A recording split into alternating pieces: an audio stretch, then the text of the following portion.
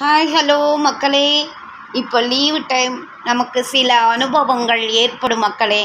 நாம் அடிமனதில் ஆழ்மனதில் அன்பு கொண்டு நாம் ஒரு விருந்தினரை நாம் அழைத்திருப்போம் லீவுக்கு.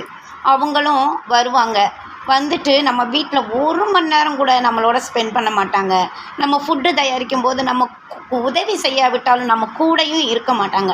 வந்து ஒரு ½ என்ன செஞ்சுருவாங்க, நம்ம அருகில் உள்ள அவர்களுக்கும் நமக்கும் உறவினர்கள் இருப்பாங்க இல்லையா, அவங்க இவங்கள சீந்த கூட மாட்டாங்க. இவங்கள லீவுக்கு வாங்கன்னு கூட கூப்பிட்ருக்க மாட்டாங்க. ஆனால் அவர்களுடைய வீட்டிற்கு சென்று அரட்டை அடித்து கொண்டிருப்பார்கள்.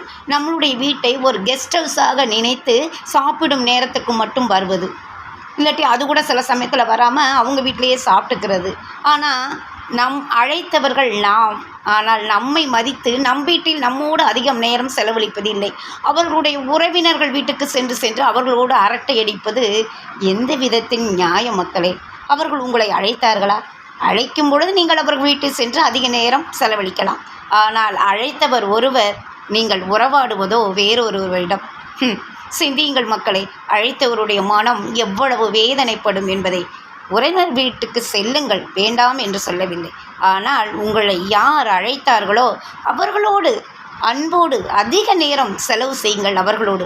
அதுதான் அவர்கள் உங்களை அழைத்ததற்கு நீங்கள் கொடுக்கும் மரியாதை. சிந்தியுங்கள் மக்களே, மரியாதை தெரிந்த மக்களே, சிந்தியுங்கள்.